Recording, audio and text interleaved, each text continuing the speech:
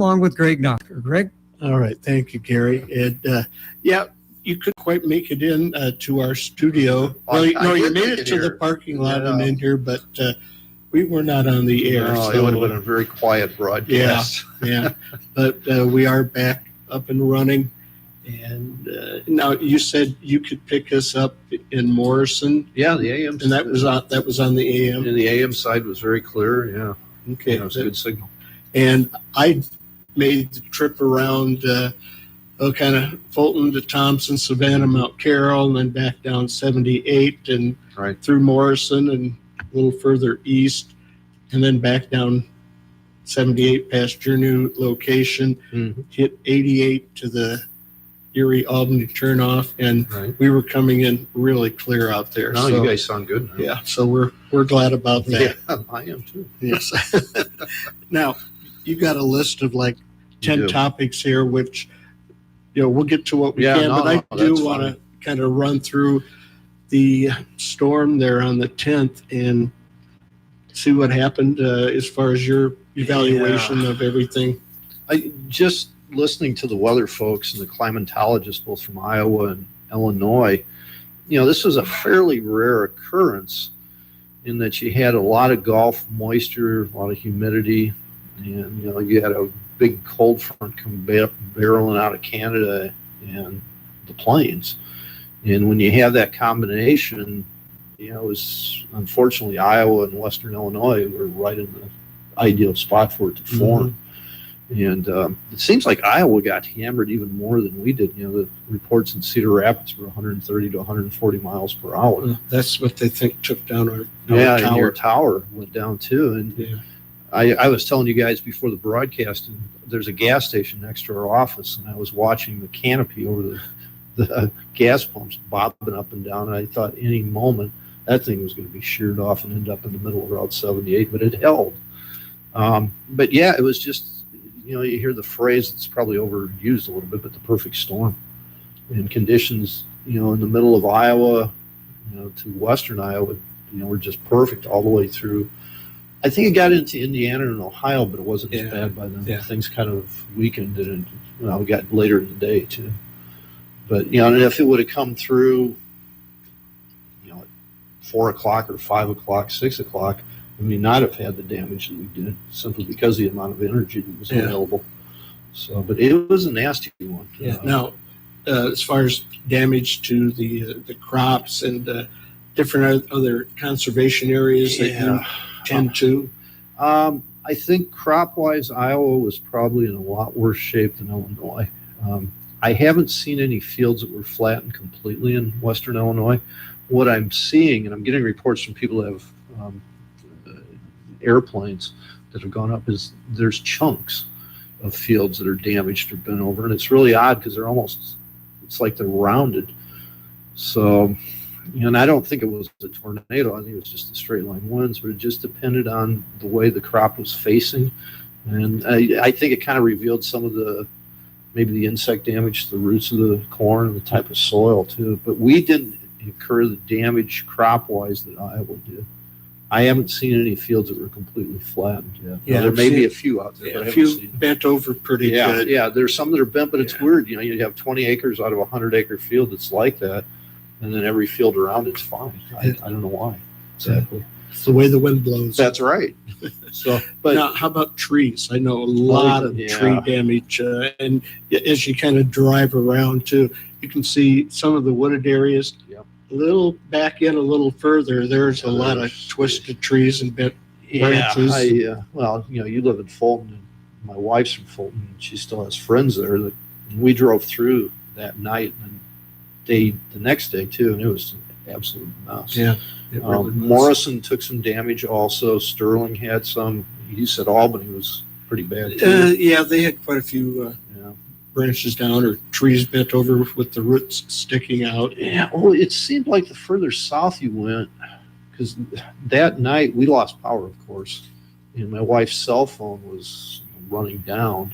I had lost mine, so that was brilliant, but hers was running down, so we took a ride just to charge her cell phone. We went all the way to P-Town, and it seemed as soon as you got across the river in Prophetstown and maybe a quarter of the way through the city, their power was back on. There wasn't as much damage. So it seemed to be from, I don't know, Route 20 south to, maybe halfway through Prophetstown where it was really bad.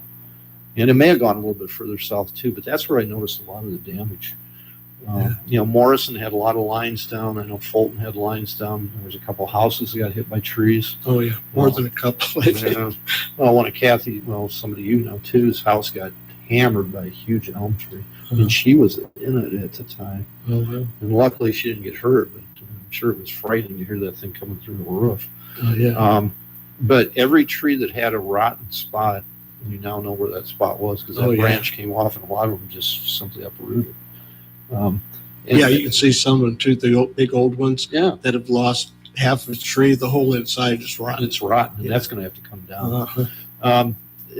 If I could be on my soapbox for just a second on species of trees, I know a lot of people like maples. They're fast growing, they're kind of pretty, but if you look at the majority of the trees that came down, and I don't care which city, a lot of them were maples, and they have a tendency to do that. They do get rotten as they get older.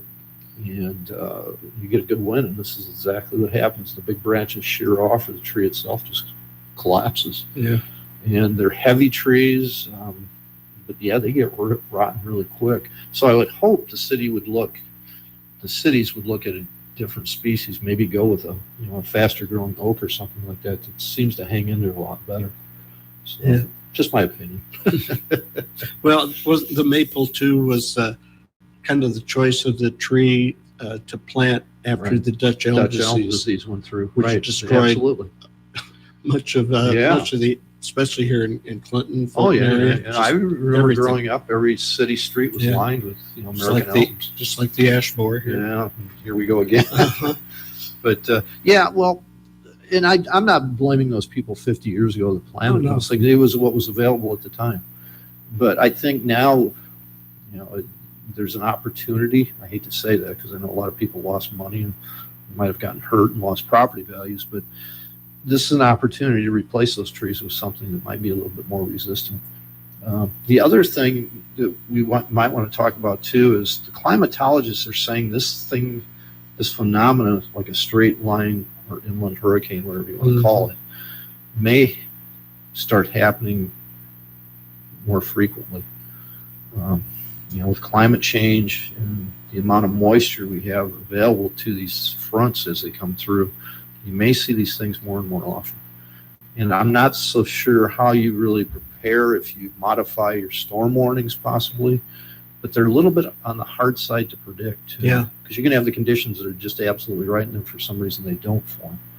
You hate to scare people prematurely, but yet I think there needs to be maybe a modification of the warning system to include these type of things. Yeah, I've heard talk about that on Right. Weather Channel. And I think you're going to see some, the National Weather Service probably make some changes in storm warnings too, just because of what's occurring. Sounds like a tornado. You think the weather might be susceptible to producing them? Yeah, it's always, you still don't know. You don't know. It's 20 minutes before. And it's good to err on the side of caution, but yet, there's a lot of people that are critical. I know some of the TV stations get criticized for that. They warn people that, hey, the conditions are absolutely correct for a tornado, and then one doesn't form and people get all upset because they can't see their favorite shows or they were sitting in the basement for an hour. Well, it's better to do that than have your house blown over and get injured or killed. So, but I think you might see some different changes in the weather predictions and the warnings and that. So just stay tuned and be alert. Best thing you can do is get a weather radio or keep an AM radio on at least. So unless the tower unless the tower blows over. Yeah, folks, if you get a chance, it's pretty amazing. There's a huge pile of metal sitting out in Greg's side yard, I guess you would call it. Parking lot, yeah. Like I was saying earlier, at least that top portion missed the building. Yeah. It came pretty close. That would have been a disaster. Yeah. Wait, we're with Dave Harrison with the Whiteside County Soil and Water Conservation District. Mm-hmm. Dave, you got a list of 10 topics you wanted to cover. Yeah, if I could just pick out the couple we got. Right, we've got a few minutes here. Yeah, I guess the first one is our office update. We're still locked in the office. I am meeting with people on a social distance regime. I'm wearing a mask. So if I come out to see you, don't be offended. I'm trying to protect you and me both. So, but I am available for appointments, but it has to be outside of the building. We do have like a, whatever you want to call it, a satellite office set up in our machine shed. Okay. So if there are papers to sign, we can go in there and, we're distanced out and everything. And I would ask that you bring a mask, please. I'm not politicizing this at all. I think it's a good thing to do, and it keeps everybody safe. But yeah, we can still do business. You just can't get in the building. You can call, you can drop papers off. There'll be papers waiting for you in the vestibule that is open. And then there's 2 drop boxes for information too that you can put the signed papers back in, one for FSA and one for the conservation side of it too.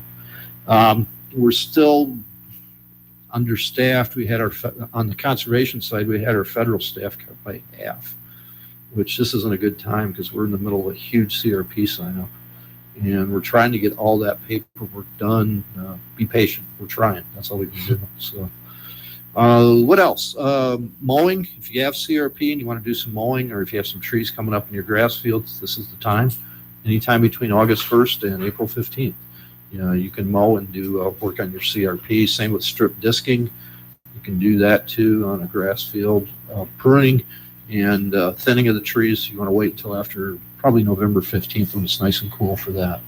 So, is there other ones you want to talk about, or you want to just keep going on this thing? Yeah, just keep going. Okay, the main ones you want to make sure we hear about. From the hunting side, I've been seeing a lot of blue-winged teal around on the Illinois side and on the Mississippi River. So teal season starts in Illinois, I believe it's September 5th, and runs for about 16 days. So if they don't leave too soon, there should be a lot of birds around for the early season and the duck hunters. That, and I've seen a lot of geese around too. So that early season in Illinois starts, I think, September 1, along with doves. And it looks like you're going to have a good number of both doves and geese. So it should be a good early season. Just a couple other things. We're still taking cover crop signups for farmers, and seeding time is here. If you do have an application in, or if you're just going to do it on your own for small seeds, like radishes and turnips, this is the time. So, and I don't want to see anybody out in those fields digging up those crops and eating them. So, although the turnips and radishes are tasty. One other final thing, we mentioned duck season. Even if you don't hunt, it's not a bad idea to buy a duck stamp. One, it can get you into national wildlife refuges free. So if you're traveling and you're interested in the refuge, you can get in without having to pay. And the other thing, the money goes from the U.S. government back to the states. So there's conservation projects that benefit both game and non-game animals and birds that comes off that money. So it's a good $25 to spend, and it's a good way to, put your 2 cents into the conservation movement without a whole lot of effort. So good thing to do. You can buy them at most sporting goods stores and post offices. So, okay, sounds good. You bet. All right, thanks to Dave Harrison from the Whiteside County Water and Soil Conservation District for coming in this Tuesday morning. Yeah, and we'll see you in a couple of weeks. Thanks, Greg. All right, thank you, Dave. Radio Iowa News coming